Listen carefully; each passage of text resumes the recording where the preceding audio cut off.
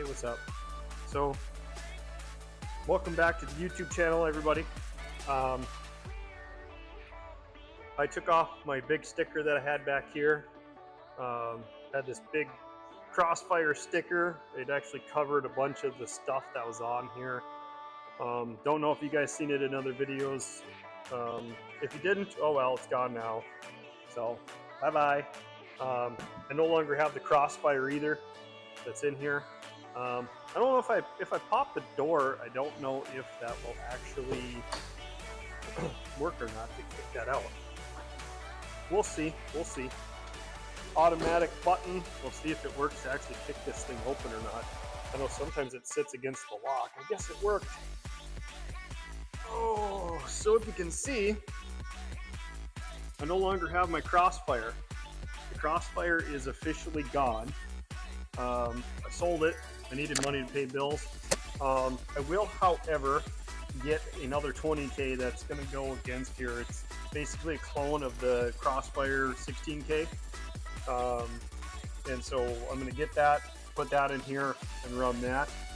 I did, however, get the other amp that matches for the 4-channel. So this is the 2-channel that'll run my stuff.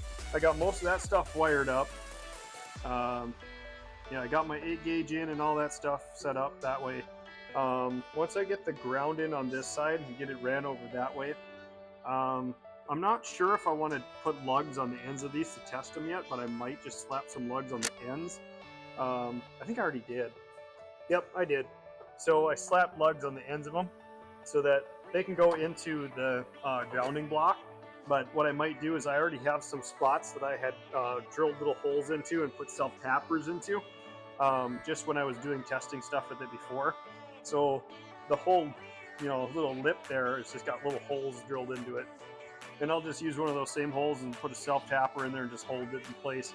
I want to be able to actually do some tuning with that amp later. Probably not in this video, but I will do some tuning with it. Yeah, so everything's been kind of sitting fine. I think I did fix the little deal from the other day when we were talking about the creep draw.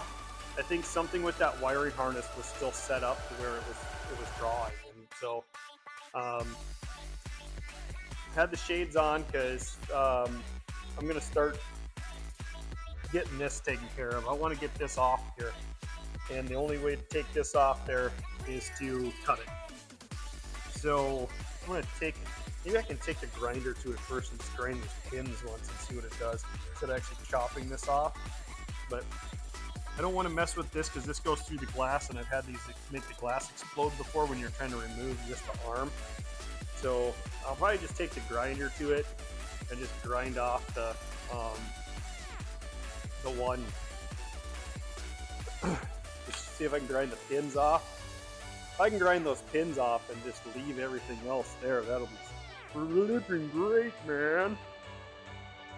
Because that would be cool.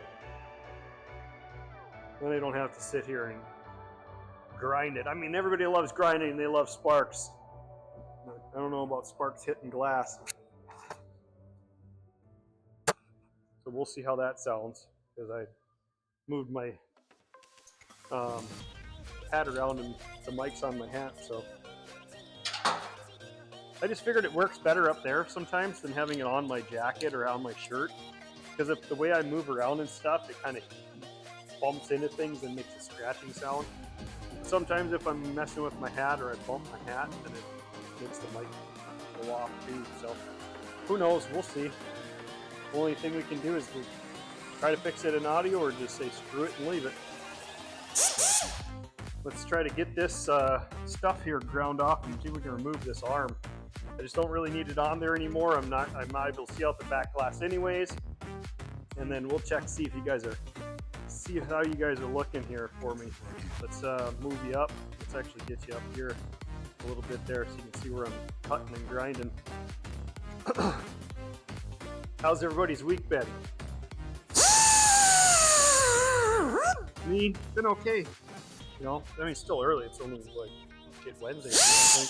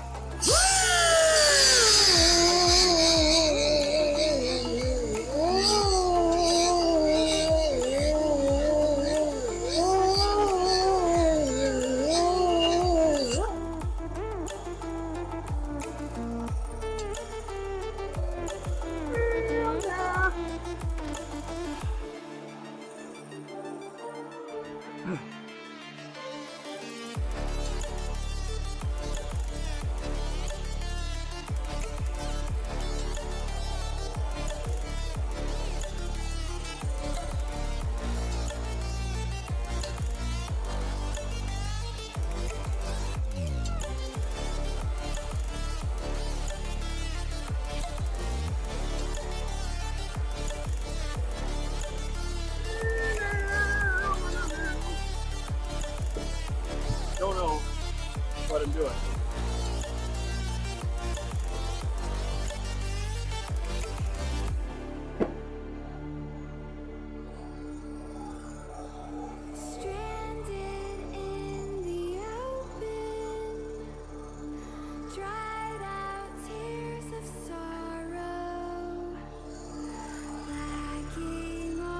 Shut up.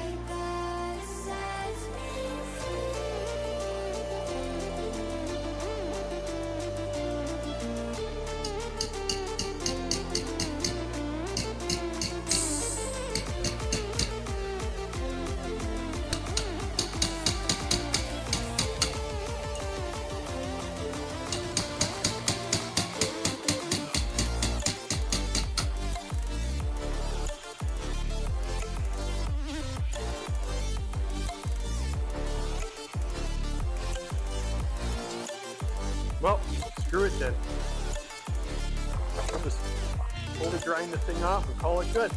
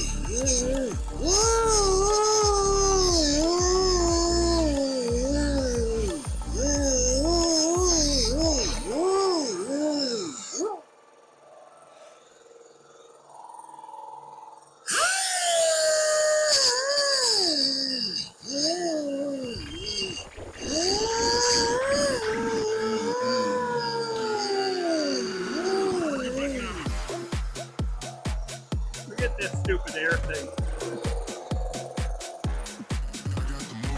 That don't want to work.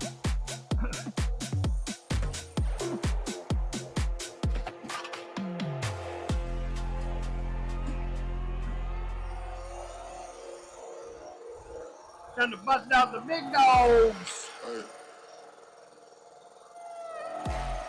Hold up. If you turn around, you gon' face the lid.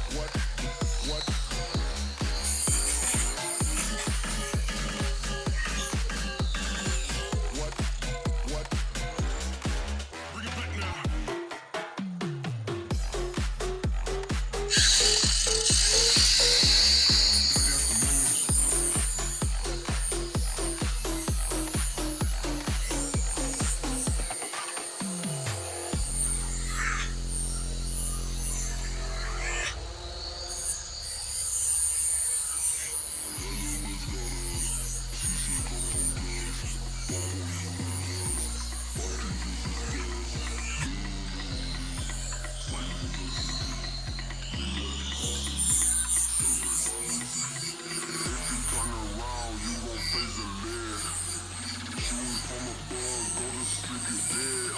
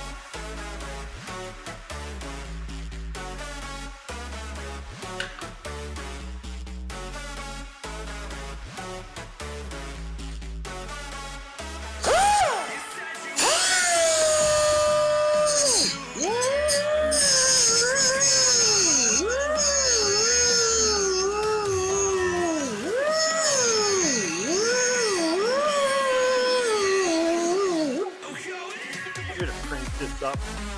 Ain't getting no power out of it.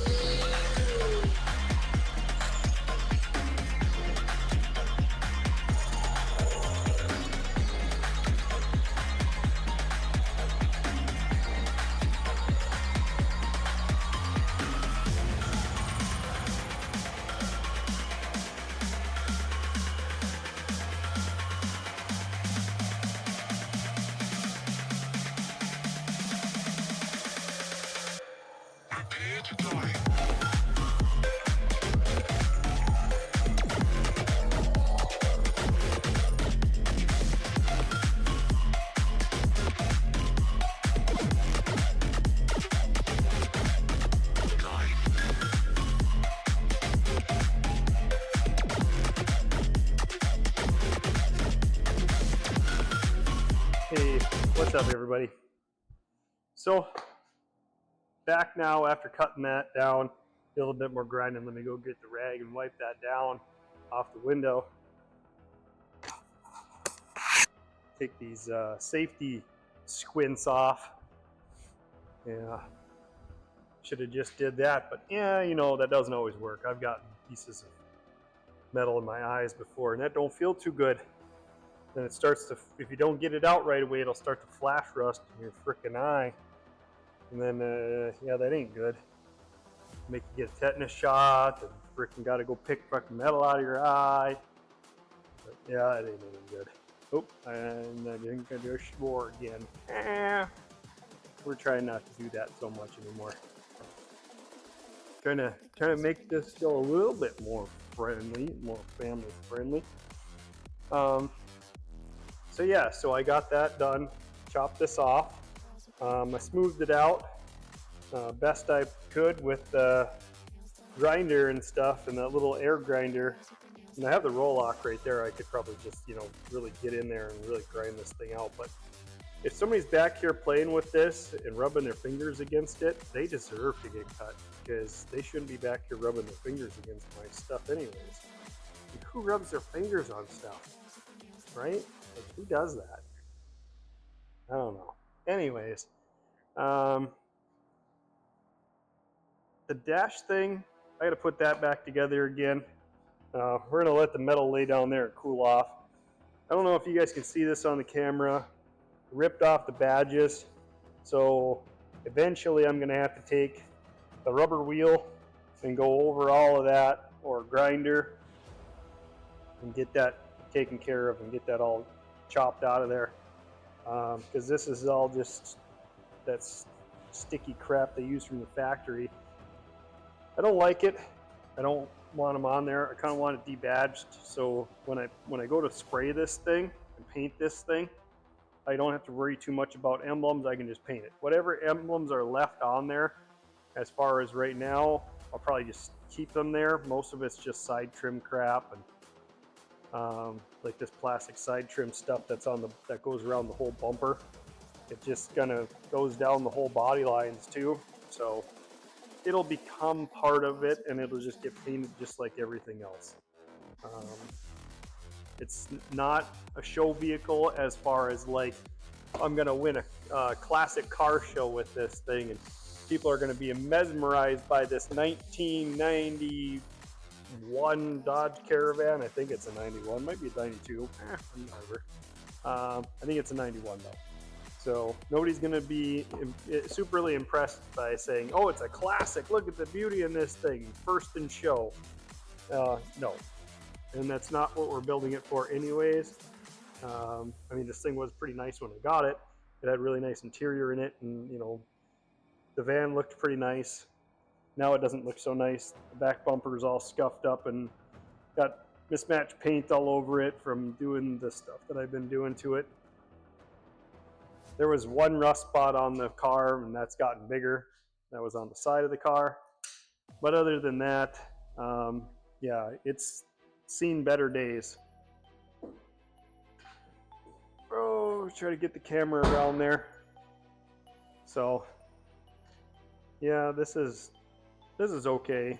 It's not the best car in the world, but it's not the worst car in the world either.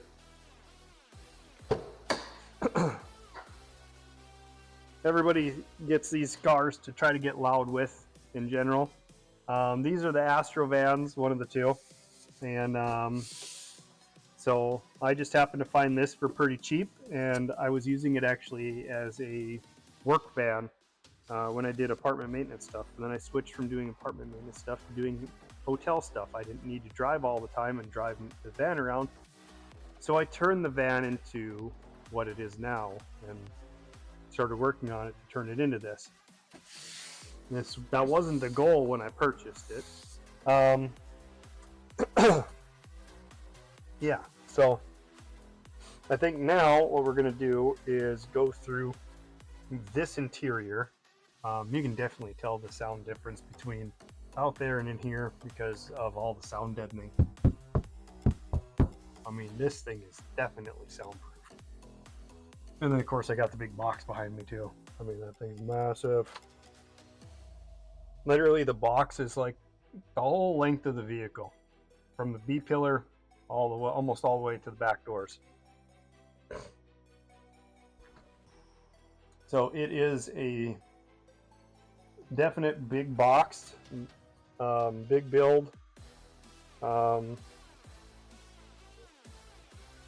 going to be big power.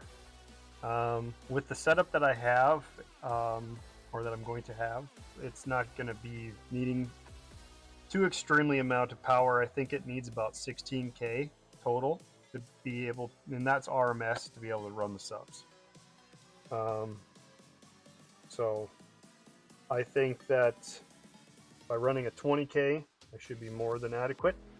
If I happen to blow the subs, then I blow the subs. I either replace them with the exact same subs and keep going, or I just get new ones. But the problem with that is they would have to be the exact same size cutout. Like, I'd have to literally spend hours and hours and hours tracking down that exact same cutout. Most of them aren't that, because I think this is like a the cutout's like a 13.96 or something like that, and most of the cutouts for some of the like bigger subs and stuff are like a 14 or 14.1. Well, I don't have enough space between the little narrow piece between the subwoofer cutouts. It's very thin, so when you stick the subs in there, they're almost kissing, basically, with the ones that I have now. I could pull the back of the box off, which means I'd have to take the amps off and all that stuff, and then take the back of the box off, and then cut my loading wall out, because that wall sealed in there with LoonyMaxx and screwed in, and like, I mean, it's in there. If I believe that it has 3-inch screws that go across the top and the bottom into 2x4s, plus it's LoonyMaxx to the floor and LoonyMaxx to the 2x4s on top and bottom, and I think it's LoonyMaxx to the ceiling too, or the roof of the inside of the box, because I basically built a cube and then I put the loading wall into that. The far roof of this box is actually part of the roof of the vehicle, because I took the wood, put it 3/4 up there, and screwed it directly into the roof. After I sound deadened the roof, screwed it directly into the roof, and then I LoonyMaxxed it. So it's sound deadened.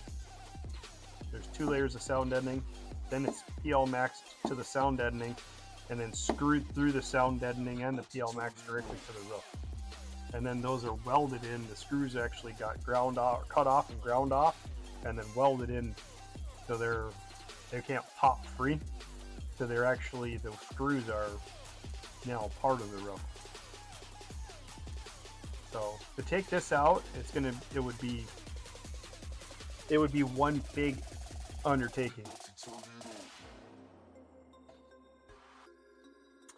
So let's see where we're sitting here. 12.3, 12.2 on that one. So I'm gonna say it's 12.2 something. Although I haven't done any adjusting to that def fonts voltmeter. I could have, I just haven't.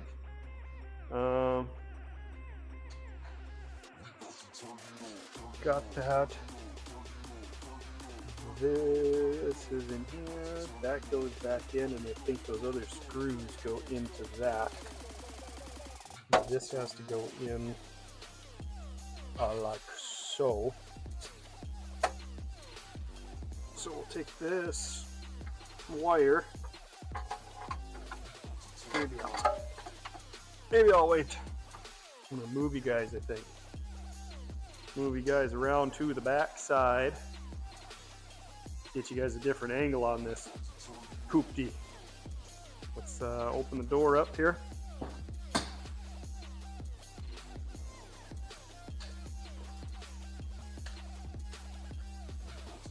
And we'll get you guys a different angle on the dangle. At least that way, then you guys can see what's going on.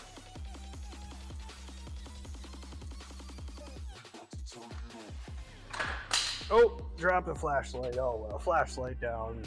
Better call the cops. There's a flashlight down. So this goes in here. I had already cut that out once before to be able to put that in there. That dips in there. Swing that up the best we can.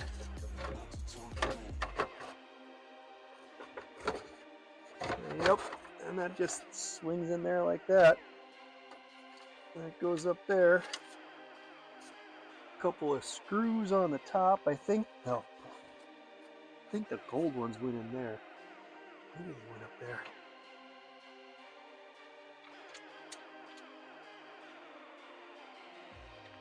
If I remember right, I don't think this was the gold ones that was up here. Oh well, gold ones are up there now.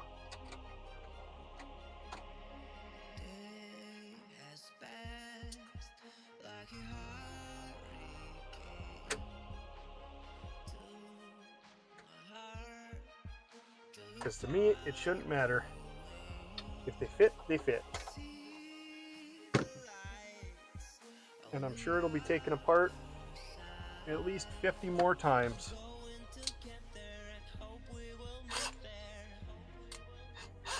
So we'll see.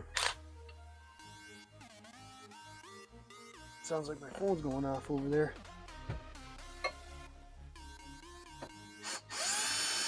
No, nope, that lined up. Come on now. And there's why we need the flashlight that we dropped. And he just popped. Alright, let's get you in there so that we can find out.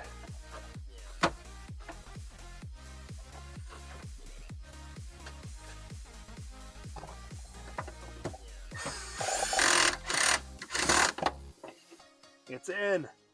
Let's crank that up just a tiny bit more.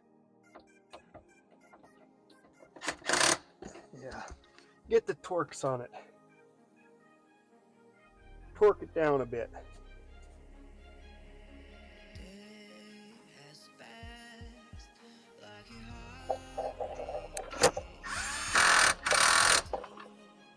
She's on. All right. Now you would think with all that light that's coming in here that I'd be able to see under there, but no, it causes like a shadow. So, no biggie. No biggie. We'll just wrap that up in there. And this will go over here. Swing up. We need to get this wire here.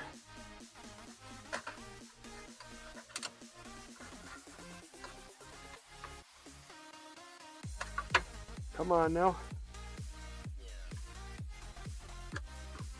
All right. Now where's that little button at? There's a little button here. Oh, just dropped it. There's a little button right here. And that pops in there and that just spreads those clips out and makes it so they don't fall. And then bingo. Now, that's done and you guys are like, oh, there's something missing right here. Yeah, the ashtray. Goes in here. Well, cup holder / ashtray.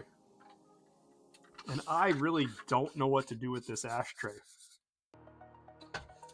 Like, it is the stupidest thing in the world to have an ashtray in a vehicle, especially nowadays. Back then, sure, everybody smoked cigarettes. That was the in thing to do. And now nobody smokes. Well, I don't know what else to put there.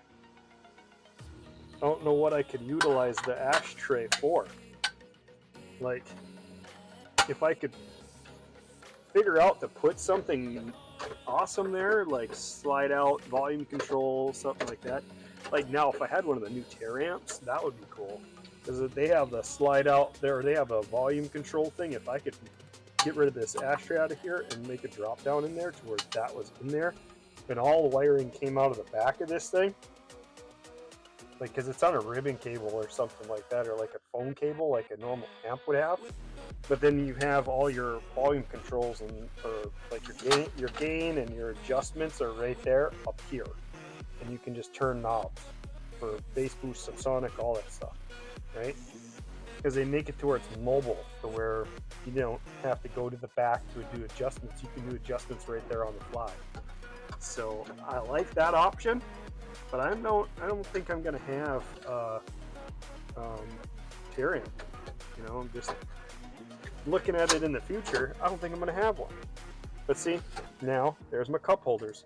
These little dinky ass things can hold a can of pop, maybe an energy drink nowadays, which I'm sure that's what it'll be used for.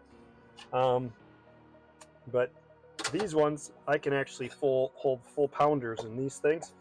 And these actually are just inserts. I think I talked about this on a different video, but you know, since we're on the subject, these are inserts for a poker table. Got them off of Amazon. I believe they were like $4 a cup or something like that. It was pretty cheap, and they're aluminum, or for the Europeans out there, aluminium. So they're really strong. They're nice. They got a good look to them. I just drilled some holes in there. You can see my shitty chop job, and then pop them in. Perfect. And they're removable, so if I ever need to clean them, pull them out, soak them, wipe them down, put them back in. And they should always stay nice looking, so I can just, you know, I got a bunch of bolts and screws in this one because I got the bolts that, or the nuts that go down for here to hold the other seat in, and I got a bunch of different screws in there from other stuff that I was doing and working with. And I'm pretty sure a bunch of screws and bolts from this dash that I'll just end up shaking apart anyways, stuff that I was like, well, I'm not putting all that shit back in there. You take it apart, you have extra screws left over, then it was put together correctly. At least that's how I see it. So, hold on, I think somebody's here. I think somebody's at my door. Give me a second here.